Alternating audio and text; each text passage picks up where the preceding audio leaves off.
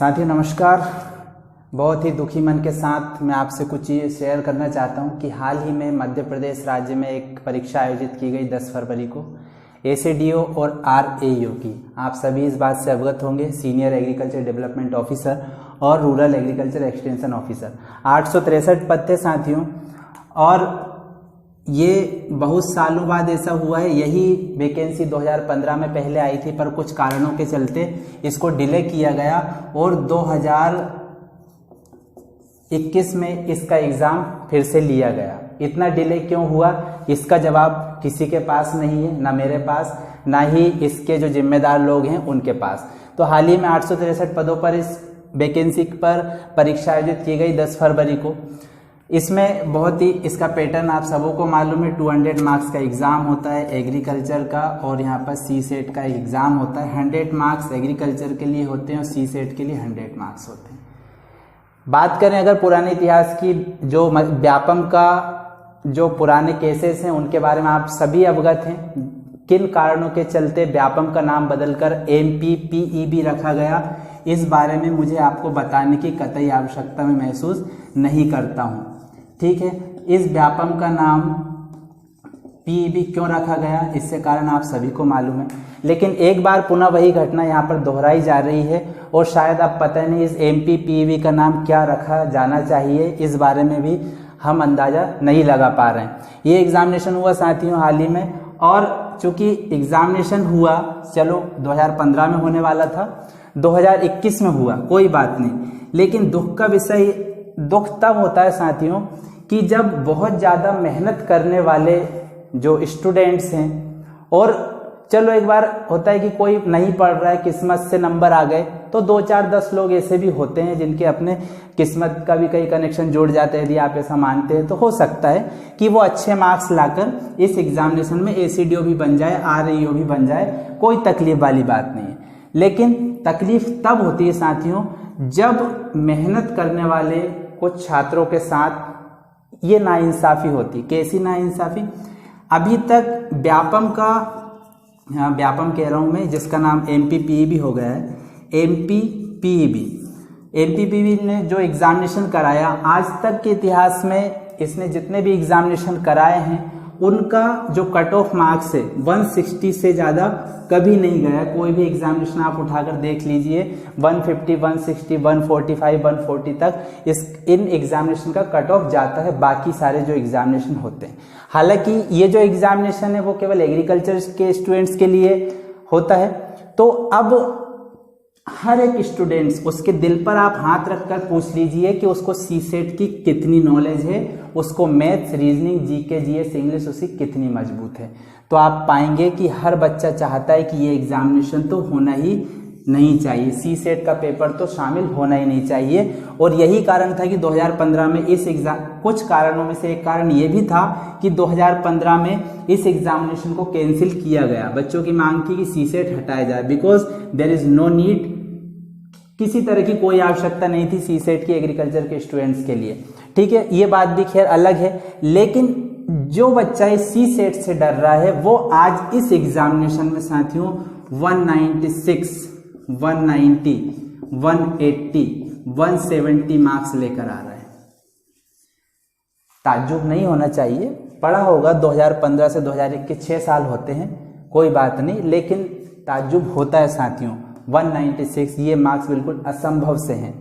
बच्चा यदि 50 साल भी पढ़ाई करेगा तो इतने मार्क्स लाना कतई संभव नहीं है, खासकर एग्रीकल्चर के स्टूडेंट्स के लिए जो मेहनत तो करता है। लेकिन चलिए, मेहनत तब भी हम मान सकते हैं जब सी सेट का, किसी भी एग्जामिनेशन का जो पैटर्न है वो निश्चित हो कि हमने यहाँ से ये चीज़ें पूछना है और उसने वो चीज़ें रट ली, पढ़ ली, समझ ली, कुछ भी किया और दुनिया के अच्छे से अच्छे गुरुओं से वो पढ़ा हो, संभव है। लेकिन ऐसे समय में जबकि कोई पैटर्न निश्चित नहीं है किस सेक्शन से कितने कितने मार्क्स का पूछा जाएगा, ऐसी स्थिति में जब आपको कहा जा रहा है कि 13 मार्क्स का मैथ्स आएगा, लेकिन जैसे ही आप दूसरा सेक्शन खोलते हैं एप्टीट्यूड नाम से, तो उसमें आपको फिर से 16 मार्क्स का आपको एप्टीट्यूड मिलता है। कम से कम 35 या 30 प्लस आपको मैथ्स के क्वेश्चन मिलते हैं। मतलब कि एक रेशो हो गया 30, 100 में से 30 मार्क्स तो केवल मैथ्स के हो गए। और एक ऐसा विषय जिससे हर एक विद्यार्थी डरता है, मैं बात इसकी ही नहीं करूंगा, क्लर्क से लेके कलेक्टर तक हर एक स्टूडेंट जो हिंदी माध्यम का विद्यार्थी रहा है वो इंग्लिश सब्जेक्ट से वो डरता है। पिछला इतिहास आप उठाकर देखेंगे तो आप पाएंगे कि आईएएस के स्टूडेंट्स ने भी इस बात का विरोध किया था कि इंग्लिश का एग्जाम आईएएस के लिए क्यों जरूरी है, नहीं होना चाहिए, तो इसको केवल पासिंग मार्क्स रखा गया है। खैर, तो आप अंदाजा लगा सकते हैं, और ये अंदाजा ही नहीं साथियों, ये बिल्कुल सत्य सी बात है, एक तथ्य है कि एग्रीकल्चर के स्टूडेंट्स का इंग्लिश बहुत ही वीक है, तो इसमें सारे के सारे मार्क्स लाना असंभव सी बात है। चलो इसमें पढ़ लिया होगा, लेकिन मैथ्स तो अनएक्सपेक्टेड था।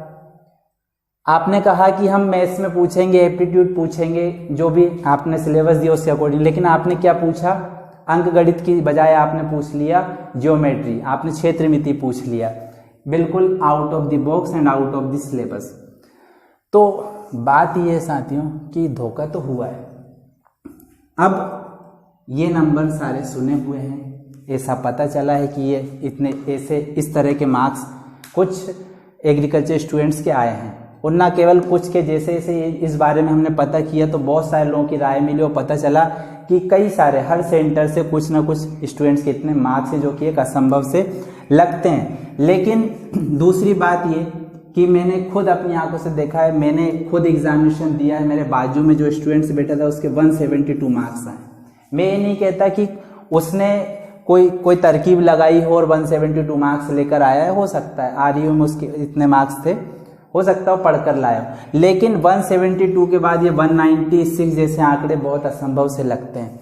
तो कहना बस इतना ही है साथियों कि ये युवा जो 4 साल एग्रीकल्चर की डिग्री करता है, एग्रीकल्चर ग्रेजुएशन करता है, और उससे भी पहले वो एंट्रेंस एग्जामिनेशन निकाल कर आता है, ठीक है, एंट्रेंस एग्जामिनेशन निकाल कर आता है, 4 साल वो डिग्री करता है, उसके बाद फिर वो एमएससी करता है ताकि वो इस तरह के एसडीओ के एग्जाम को क्रैक कर सके। ठीक इस ख्वाहिश के साथ कि चलो थोड़ा हो गया, थोड़ा और मेहनत कर दे, थोड़ा एफर्ट्स लगाएंगे, कभी ना कभी तो वैकेंसी आएंगी, ठीक। लेकिन होता क्या है, वैकेंसियों में जो सिलेबस पूछा जाना है उसके प्रारूप को ही बदल दिया जाता है, चलो वहाँ भी कोई बात नहीं, लेकिन फिर इस तरह की बातें होना ये कहीं ना कहीं हमारे दिल को आहत पहुंचाती हैं। न केवल मुझे बल्कि उन सभी साथियों को इस बात का बहुत ही ज़्यादा दुख होगा। दुख इस बात का नहीं है कि किसी और स्टूडेंट का हो रहा है, दुख इस बात का है कि यार हमने मेहनत की है, लेकिन चलो नहीं हुआ, ये भी दुख नहीं है, लेकिन इस तरह के असंभव से मार्क्स 150 आते, 140 आते, कोई बात नहीं, पढ़ा है, ये असंभव से मार्क्स आते। आप खुद इस पर विचार कीजिए।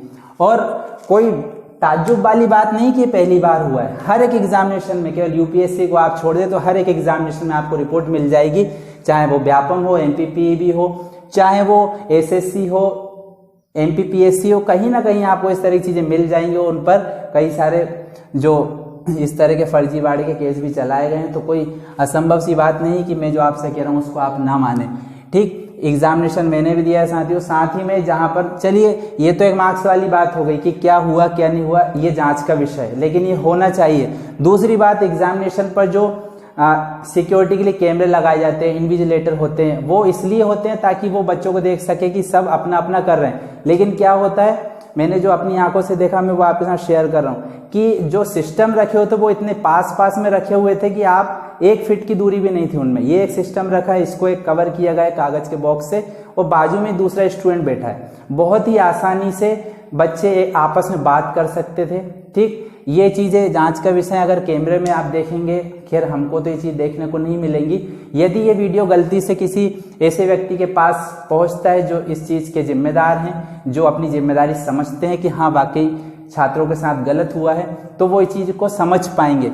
दूसरा ये कि कोई ताज्जुब का विषय नहीं है कि भारत का करप्शन इंडेक्स में जो नाम है वो 86वें नंबर पर है। 86वें नंबर पर भारत, जिसे सोने की चिड़िया कहा जाता था, सब जानते हैं, ये किस्से कहानियों में हमको सुनाया जाता है कि भारत सोने की चिड़िया हुआ करता था, ठीक है, अच्छी बात है।